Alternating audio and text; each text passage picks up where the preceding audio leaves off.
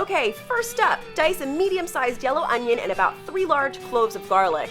Next, finely chop some Italian flat leaf parsley and a big old bunch of cleaned and destemmed kale. Heat a bit of olive oil in a large sauté pan and sweat out the onions and garlic.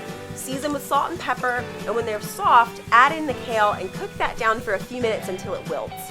Pull off the heat and let that cool.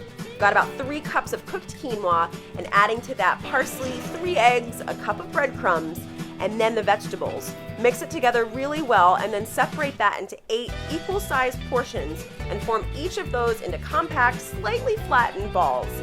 Heat a good amount of olive oil in a large sauté pan and gently drop in half of the cakes. Then use your spatula to press them down and sort of help the sides form into a patty.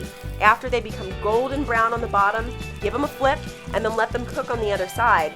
When they're finished, remove them to let drain on a rack or some paper towels. Repeat with the rest and you're good to go. And just take a bite.